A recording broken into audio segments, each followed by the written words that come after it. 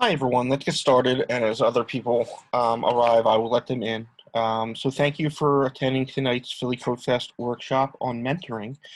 I'm happy to introduce Jerry Overton. Jerry is a DXC Fellow, and he is the Director of the Artificial Intelligence Center of Excellence, DXC Technology. Anyone who's been in the building last year, Jerry is there from time to time. He's on the ninth floor. And he was also a mentor at Philly Codefest 2019. So just want to introduce Jerry and welcome him today. He's going to talk about his experience at Codefest as a mentor and basically talk about some, I'm going to ask him some questions about from a mentoring perspective. So I'll ask him a few questions. If you have questions, feel free to either raise your hands or write your question in the chat. I'll ask your questions throughout the session, and then at the end we'll have some time for a Q&A. So with that, I would like to welcome Jerry. Thank you for taking some time to speak with us tonight. Hey, no problem at all. No problem. First off, can you tell us a little bit about yourself? Yeah. Hello, everybody. My name is Jerry Overton. I work at a company, DXC.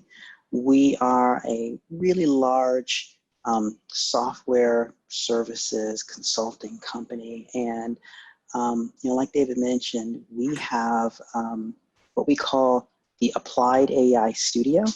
It's actually co-located in the College of Computing and Informatics. You guys may have recognized, or you may have seen this space before. Now, this was pre-pandemic when we were allowed to use the space and congregate freely, but we have 100 graduate students working out of the studio. They do work in applied artificial intelligence. There's a number of really cool projects that we are doing from out of this space. We're working directly with clients for everything from using AI for people with extreme disabilities to using artificial intelligence for simulating races. We're creating financial advisors. There's all kinds of really cool stuff.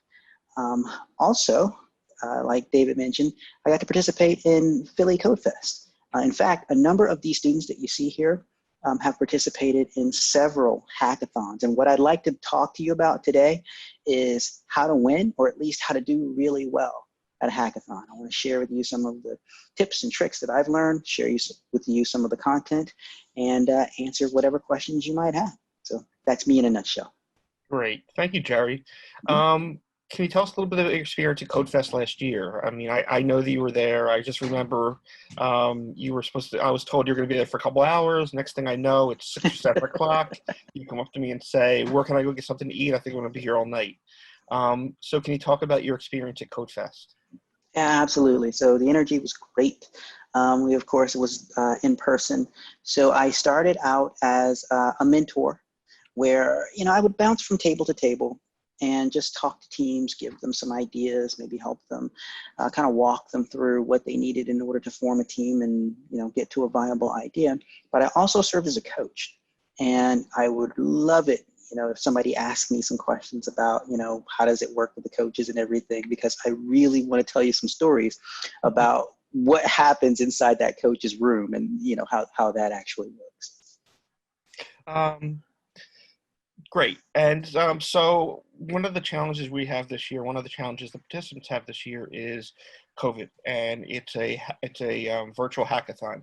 So DXC is a large multinational organization. I know from working with you guys, you have offices all over the world, with teams working all over the world. What are some suggestions that you have for hackathon teams that are forced to work together virtually?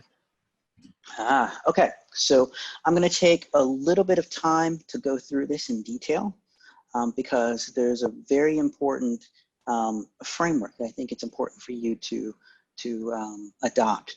Now, we have done this a number of times, actually, and the teams, we've entered into several hackathons, placed second and third. And, we've done well with this, and they've all been virtual. The biggest thing is to make sure that you have technology that allows you to collaborate. And it's not as difficult as it might sound. It's as simple as making good use of Github. Let me show you an example of what it looks like. This is a link to an actual project that we did. This is an actual hackathon project. We did this over the weekend. We created a remote worker AI assistant, and we did it all from GitHub. GitHub allows you, of course, to share your code, but it also allows you to put in any kind of documentation about what your project is about.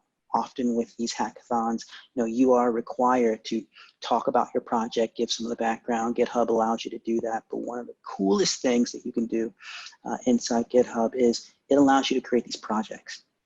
So inside your projects, you can create a number of these Kanban boards, and they're pretty simple, right? There's just to do, in progress, and done.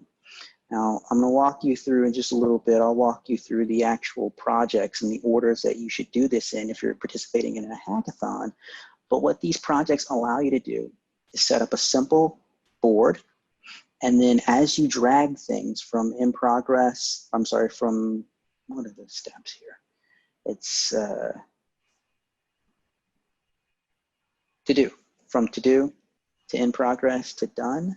This bar actually updates itself so you can very easily see how you're doing. So one of the key steps to doing well in a hackathon virtually is just making sure that everybody from the very beginning of your project gets onto something that allows you to collaborate, and I recommend GitHub. I mean, there's really no better tool for it than that. Plus, GitHub is free. There's really no excuse or reason not to use it. So getting together with on GitHub, making sure that from day one you are sharing your code, but also you're managing your project this way is a really good way to make up for not being in the room together.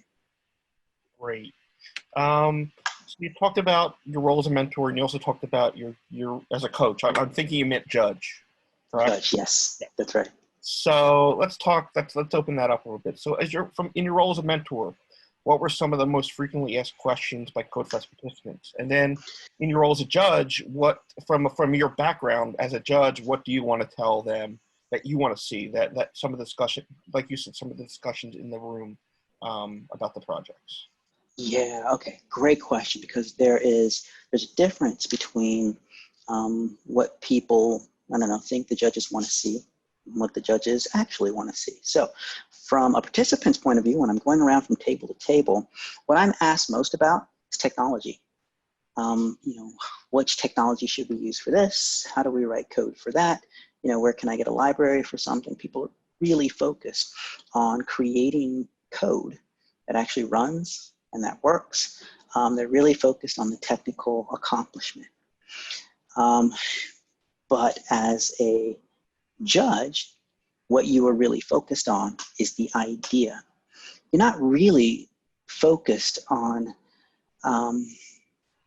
whether or not somebody coded something to a certain specification, or not even focused on whether or not they completed the code.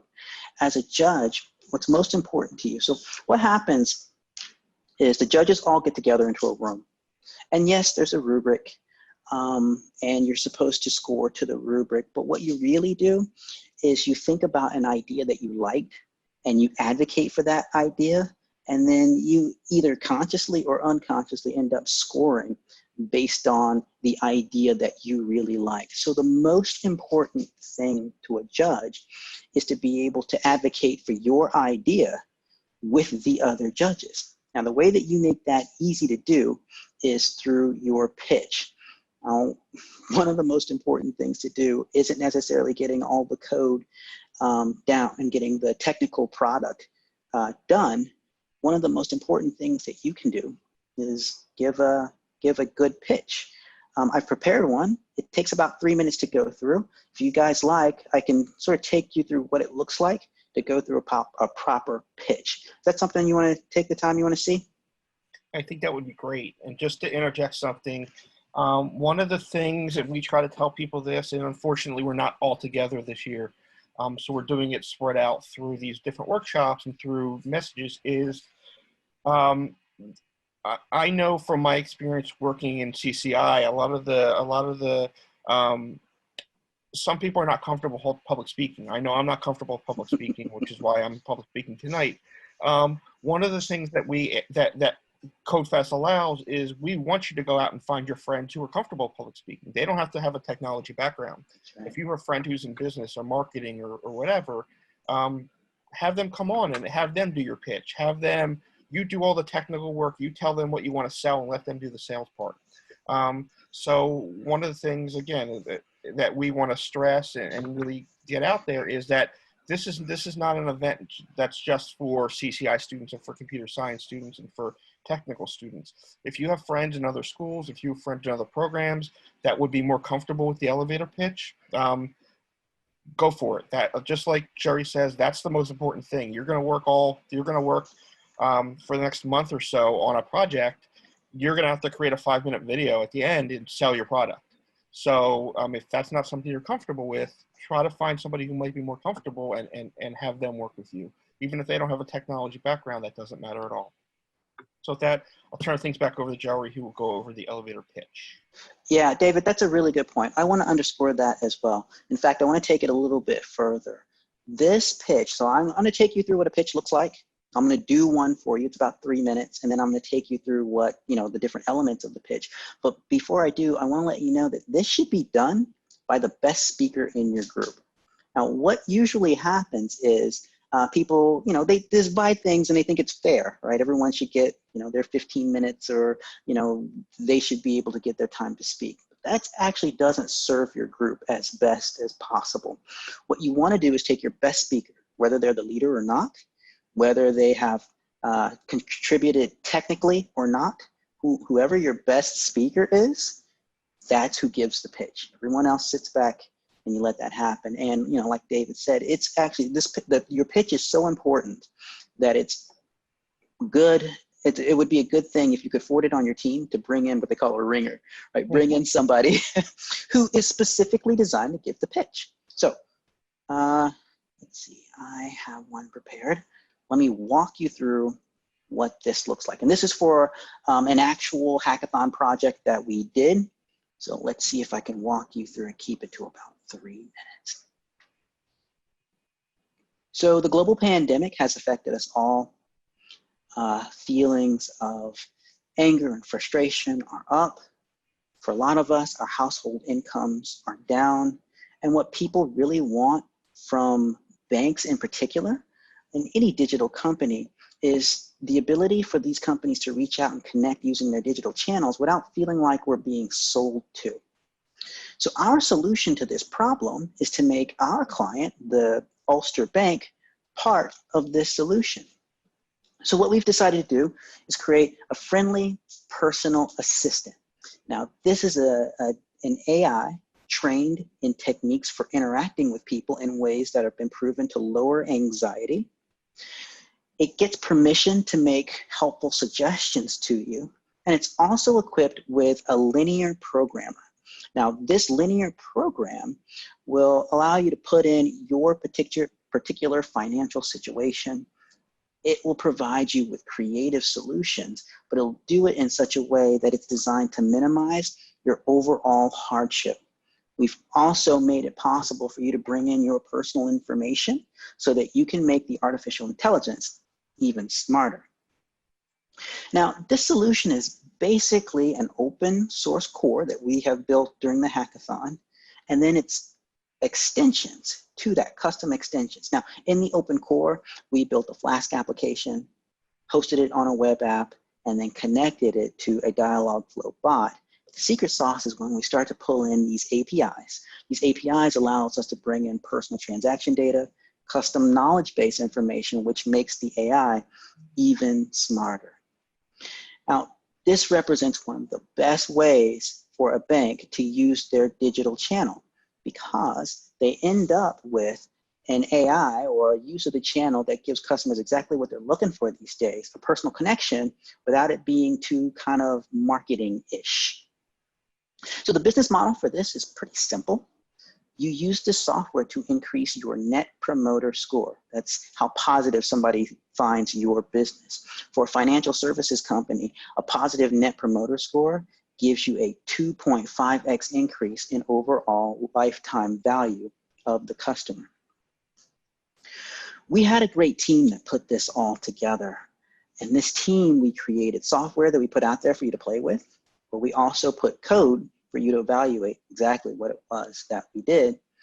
And then moving forward, what we'd like to do for our next steps is we want to take this, we want to use it as an open source project, so do a beta release on top of it. We then want to build a community and do a full release. And then we want to work specifically with the bank to use their APIs to do an API specific release. We're really excited about this because we think that it's good for both the company and for the people who use it. And that's the pitch.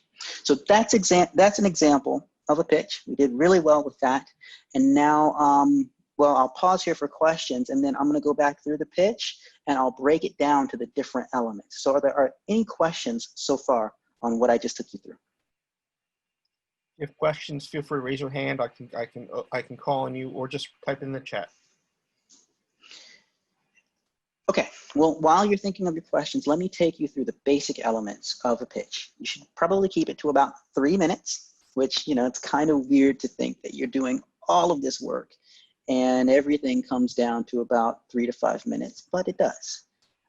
You want to give your project a name so that judges can remember it and they can advocate for it, but you want to start with the problem that you're trying to solve. That's what you want to say first. Now, you don't necessarily have to come up with a problem first. You can take software that you like, and this is exactly what we did. We took things that we wanted. We wanted to build a bot. We knew that we wanted to do that. We didn't know why. We just wanted to build a bot. And then we figured out what problem that bot solves. Normally they tell you not to do that, but quite candidly, that type of thing happens all the time. Finding a problem to fit the solution that you already want to go for is just fine, just as long as you actually end up finding a problem and talking about the problem that you're trying to solve. But that's the first thing that you want to start out with. That way people know what you're doing is relevant. And then you want to talk about the solution. Now notice, I did a video of the user interface. A lot of times that's really all your solution will come down to. You might spend tons of time trying to get a particular feature working with code, and in your demo, it's just a video, right? I mean, somebody might ask you, hey, do you have code for this? But really what you should spend your time on is just enough code to illustrate the idea, and that's what I did here. Now, you really do need some sort of architecture diagram, whether it's asked for or not. Now, most of the times judges don't ask you for this, and it's not put in the rules, but it really helps for people to understand that you've actually done something and you've thought it through. So some kind of architecture diagram like this, and then you want to show how yours is different from the alternatives, because you will be asked this. How is this different from something I've seen already? How is this different from something that's out there already? And one of the best ways of showing how yours is different from the alternatives is this sort of this matrix, you know, the X and Y axis here, where you figure out whatever your dimensions are, you place yourself on there. You should probably be in the upper right, and then you show the alternatives. This is usually a pretty effective way showing how you're different. You do want to go through some kind of business model. It doesn't have to be as formal as, you know, what I have here with the business model, but you do want to show that you've thought about how is this going to be paid for? How is this going to make money, or at least how is this going to sustain itself? The money issue is a thing that people want to hear about, and they want to know that you've thought this through. It's really important to talk about your team. Now, again, the pitch should be done by the best speaker in your group, but there should be a slide that at least shows the team. Like, having these faces is really important, because then you become less like just this abstract code and more like an actual team, like people. And then the last thing is, you do want to think about what happens after the hackathon, because people get into this, it's sort of like this hackathon high, where during the hackathon time, people get really excited about, okay, we're going to change the world. We're going to take these ideas. We're going to go forward with it. And so what you want to do is feed into that. You want to close with something that says, after we're done with the hackathon, here's how we could take this idea and use it to make a difference. So those are the elements. of a good pitch. Any questions?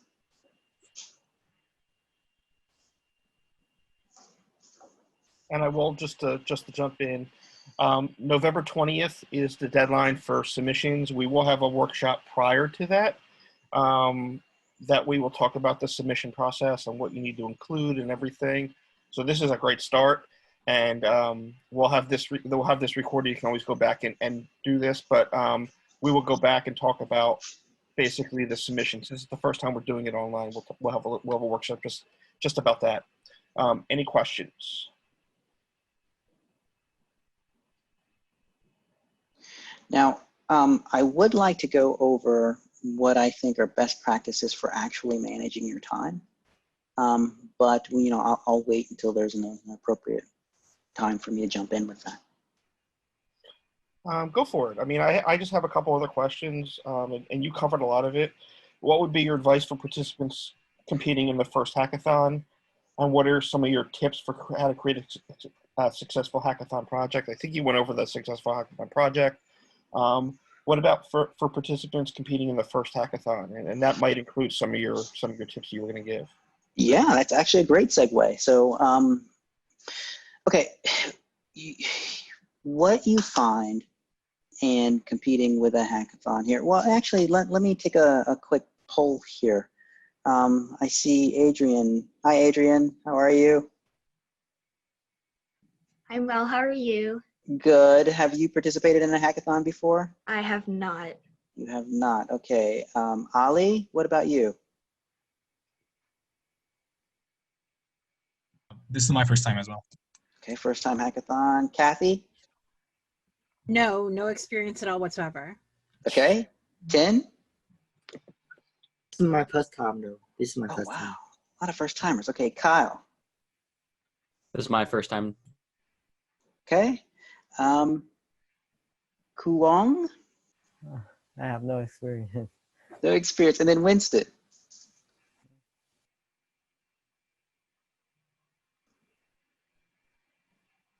Okay, well, I'm going to assume Winston doesn't have any experience either, so I'm going to tailor this. All right, so you guys are in for a treat.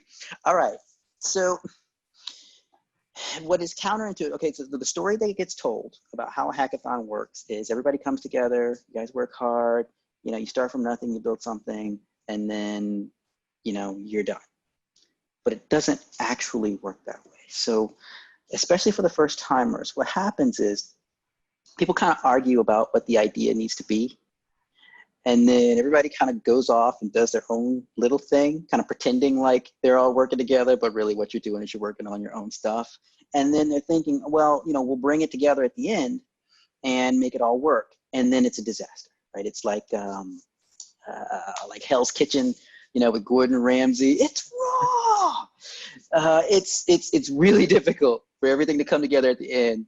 And so what I'm going to share with you is tips for avoiding doing that. And what I'm going to recommend is that you go through all of that integration stuff first, and then you start to do the development after that. Sort of backwards, the way that you would think that you would do development, but it comes out really well in the end. So let me share with you what I mean by that. Now, I've already recommended that you use GitHub, and then I've shown you projects, but what I want to do is take you through the actual projects themselves. So the projects are in implementation order. There's deploy, design, build, and support. Now already this might look a little weird to you because the way that they always tell you to do this is, well, you got to design something first, and then you build it, and then after you build it, you can put it out there. It can be deployed.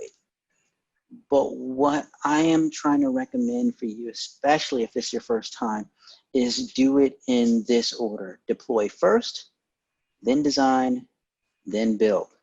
Now you might be wondering, well, if I don't have anything, how do I deploy something?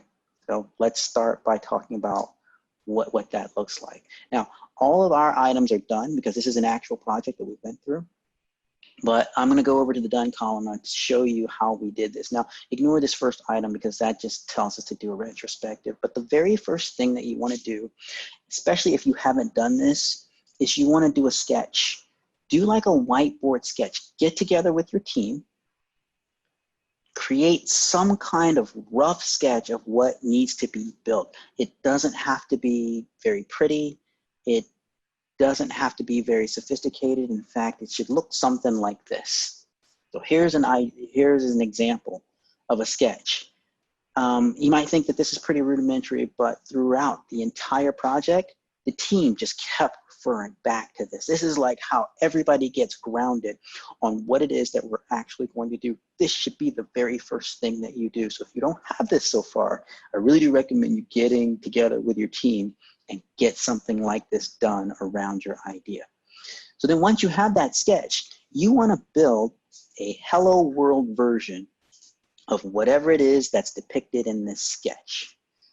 So, if this shows, say, a website, and that website is grabbing data from a database, you want to create just the most basic, bare bones hello world version of that. So just an HTML tag, with maybe a body and some text inside that, and then put it in some JavaScript that will grab information from a database. It doesn't matter what that information is, just some random text.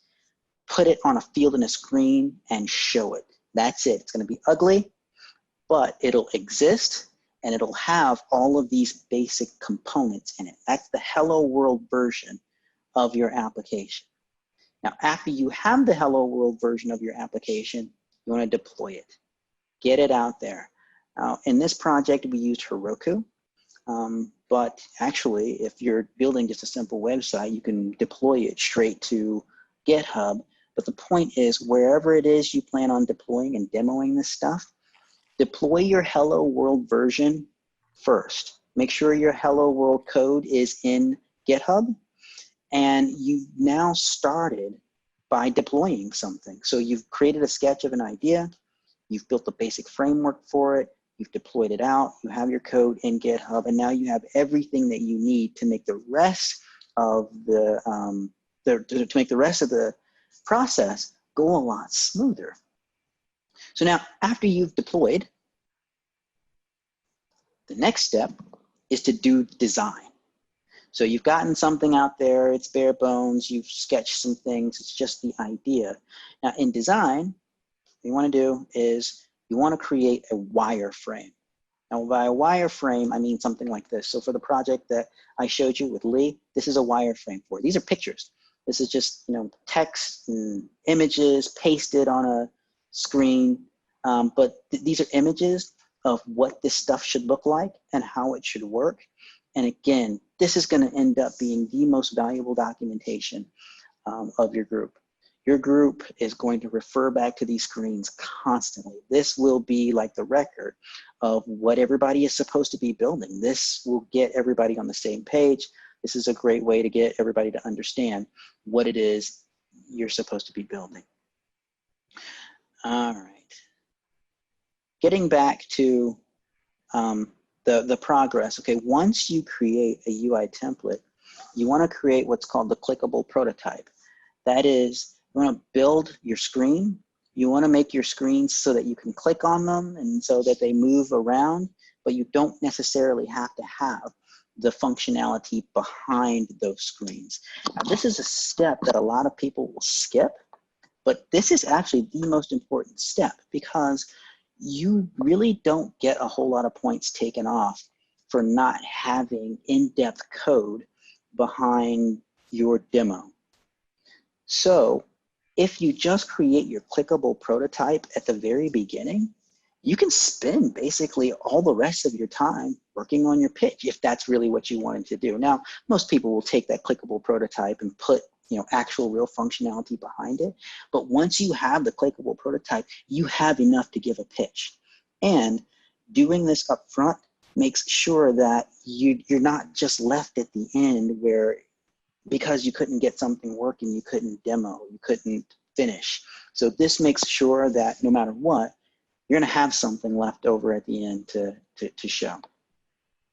So you've gone through deploy, you've gone through design, and now you want to build. And this is the most important part of time management. So here's how this works.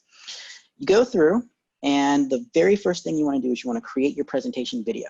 So like the video that I showed you that gives like the demo of like the functionality and everything. If at all possible, you want to avoid the live demo. Now, sometimes the judges will require that you give a live demo, but a lot of times they don't. Read the rules, instructions to see what's required of you, but if you don't have to give a live demo, really plan on not giving one. And what you want to do is from your clickable prototype, create your presentation video. And that's all that I really did with the presentation, with the pitch that I showed you. That wasn't the live functionality. That was from the clickable prototype. And then you spend some time just basically coming up with a whole bunch of to-dos.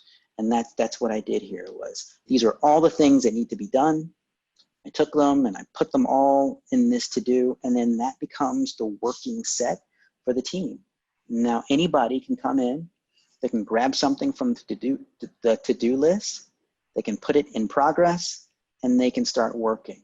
And now everybody can come to the GitHub repository, and there's a lot of productivity happening, and you can monitor that productivity automatically by watching this bar just grow. So anyway, the question was around how do you manage your time? What are some of the best practices for doing that?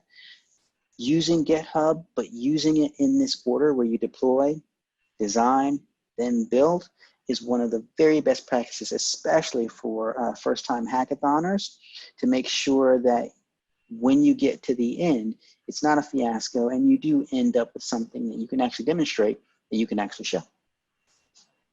Great. Yeah, perfect. All right, so that's basically the list of questions that I came up with to ask Jerry. What questions do you have? Now, a lot of you, this is your first hackathon, so I just want to tell you, I know I have seen some of you at some other workshops. So I do want to stress that Philly Codefest we're here for beginners. We're not our clientele, so to speak, is beginners. We're here to help you learn. That's one of the reasons we put on these workshops is to help you learn. So we don't expect the finished products. We don't expect to be ready to go to market tomorrow.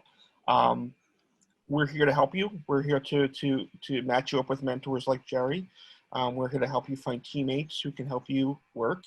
So I don't want anybody to be overwhelmed and think that they don't know what they're doing. Most people who come to Codefest don't know what they're doing, to be quite honest with you. And that's why we are here to help you. So what questions do you guys have? Feel free to ask anything. Ask about mentorship, ask about projects, or if you have general questions, I can answer some questions for you as well. How does mentorship work?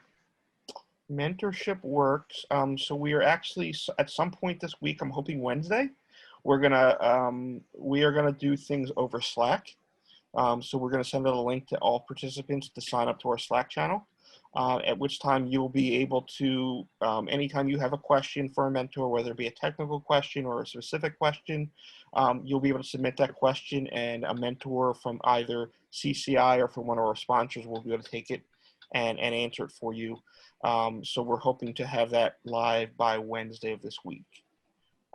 So you can either send a general question, or if it's a more specific question, so say you're working on, I'm just trying to think of one of the challenges. Say you're working on a challenge specifically from American Water. We can actually help put you in touch with somebody from American Water to help you with that. So that's how the mentorship will work this year. Thank you. You're welcome. Other questions?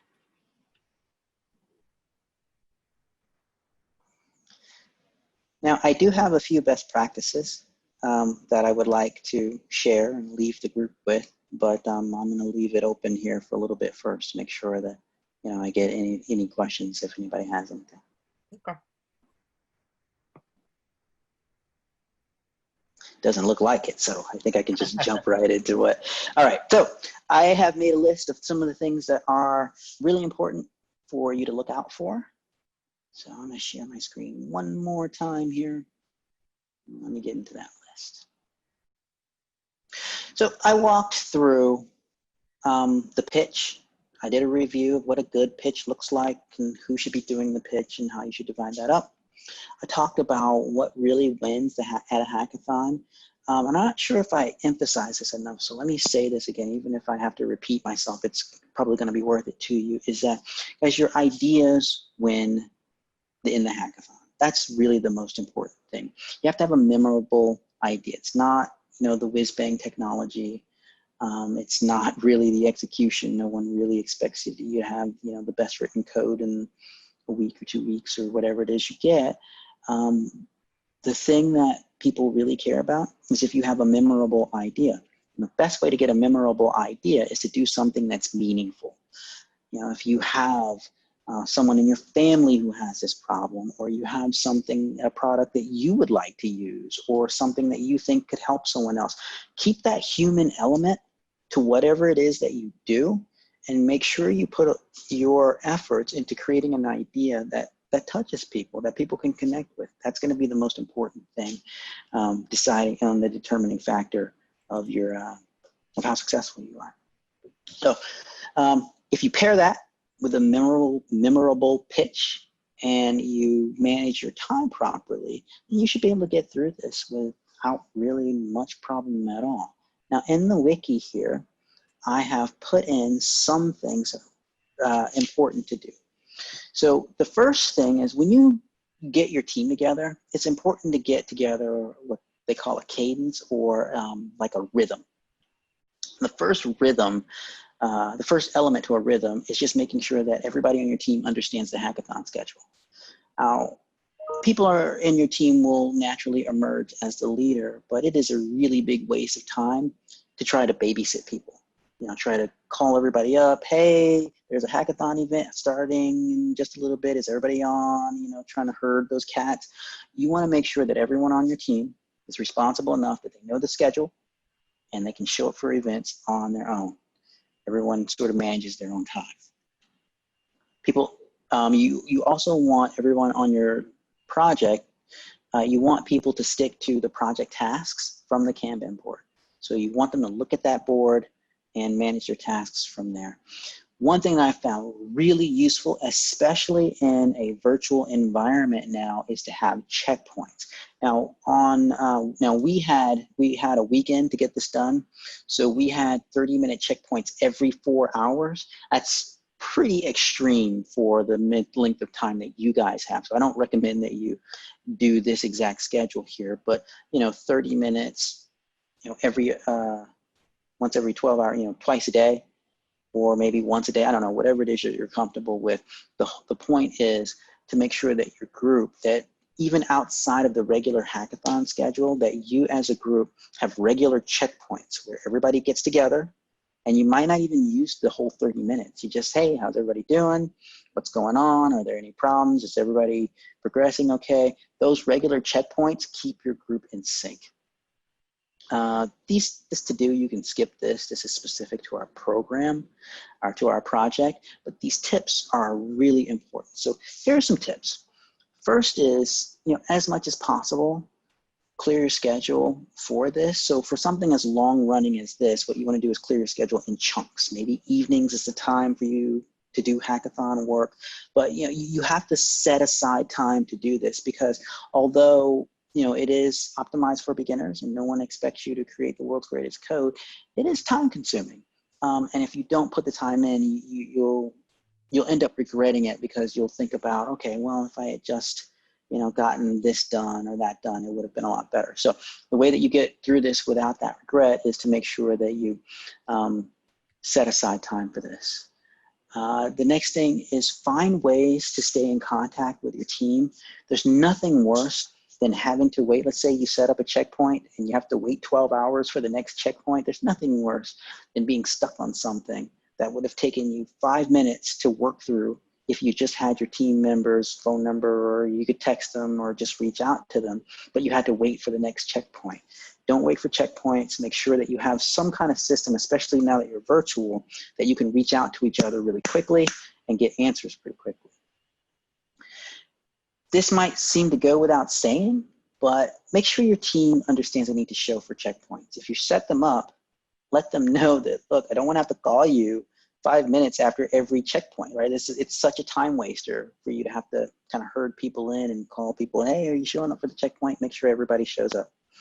Next thing is for everyone on the team to ask for help early, especially for all of us who are beginners. It might be, we might think, okay, well, I don't really know what I'm doing, but I'm going to kind of put my head down. I won't say anything. I'm just going to push through it, but that's not really a good thing to do. What you want to do is, as soon as you come to a roadblock, as soon as you come to something that you think you need help on, reach out to the group for help, because you'll end up getting stuck on something, and then you'll end up running out of time. Local is bad. What I mean by that is, one of the biggest temptations on a hackathon project is for everybody to do things on their own little environment, to do things on your desktop, to do things on your local machine, and to not get like a central repository set up. Trust me, it will not be worth the headache at the end.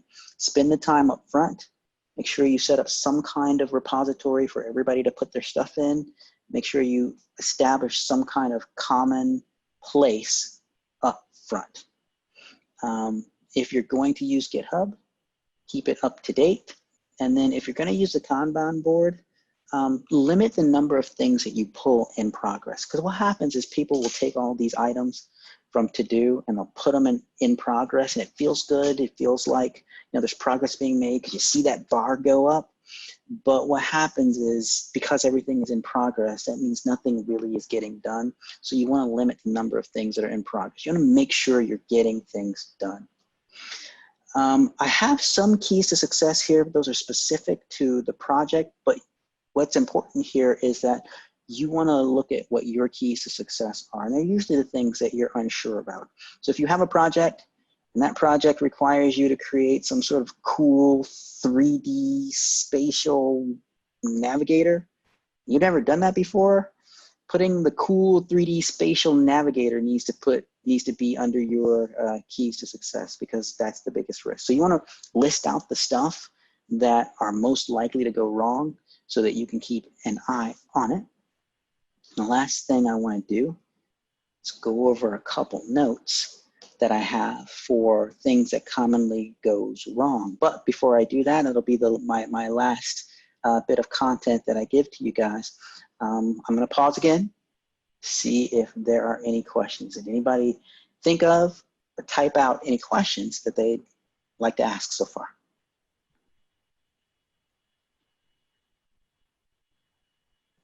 Okay, then let me go on to my last set of comments. So these are just random collections of things that, as we've gone through hackathons, I found that it's just useful to take notes on, useful to give you guys information. First of all, deployment is difficult.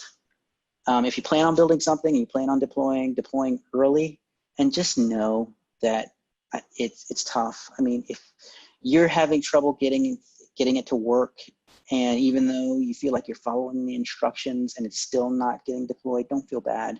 It's just tough. A lot of this technology doesn't work exactly the way that they say that it works, and getting things out there and deployed is just difficult to do.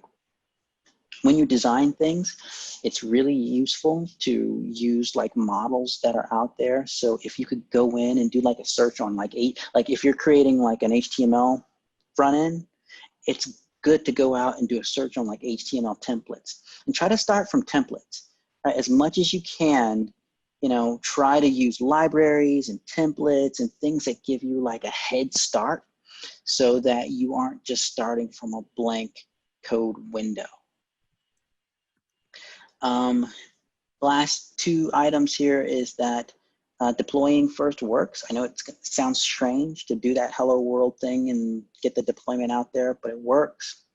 Use GitHub, use GitHub, use GitHub. And then, the last thing is, know that when you try to estimate how long it's going to take you to do a task, you're going to be way off. There are certain tasks that you think, oh, this is only going to take me 5 minutes. They'll end up taking you 3 hours. But there are some things that you think, oh, that's going to take forever, and you can get it done in 5 minutes. don't worry too much about whether or not any one individual task is going well. What you want to do is on those projects, look at that overall bar and make sure that that bar is tracking to your total project. So for example, if you are halfway through the hackathon and the build bar is only say 25% done, you know that you're behind. But if you're halfway through the hackathon and this bar is like 75% done, you know you're doing well. And that's what you want to use to track your progress. And don't get too bogged down on any individual task. That's really it. That's my list of tips and tricks for you. Thank you, Jerry. This was great. Does anyone have any final questions?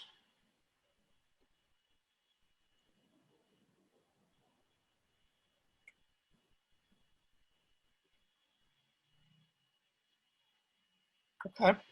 So I want to thank Jerry again. This has been great. This session is being recorded, so it will be posted. I know I got an email. I think Tim, you sent me an email a few minutes ago about a recording from last week. I will have more information. I'm not sure where the recordings are getting posted as of yet. I'll find out tomorrow. I'll let you know. I think they're going to YouTube, but I will double check and I'll let you know. This session is being recorded. So feel free to, and I'll send an email and let everybody know where it is being housed. And I will make sure to link it in our DevPost site as well, so you can go right back to it. If you have any questions after this, feel free to shoot me an email. And if there's a question specifically for Jerry, I can reach out to him and shoot it on to him. Like I mentioned, the mentorship, the mentoring portion of Codefest will probably go live on Wednesday. We have a meeting on Wednesday to finalize all the details, so be on the lookout for an email for that come Wednesday. We have another workshop tomorrow night. If you are a freshman student, and even if you're not a freshman student, you can feel free to join. This year, for the first time, we have a freshman challenge, so we're encouraging our freshman students to come and join Codefest. So tomorrow night, we'll have a panel with a couple of our CCI students who have participated in Codefest, particularly who have participated when they were freshmen and actually won. So they will talk about their experience as a freshman student. So that's tomorrow night at 6 o'clock. Feel free to check out the Philly Codefest website or a DevPost site for a link to that talk and to sign up for that. With that, if there's no other questions, I again want to thank Jerry for his time. This has been great. And say goodnight to everybody, and I'll see you soon. So thanks, everyone. All right. Thanks, everybody. Have a good night. Thank you. Thank you. Thank you.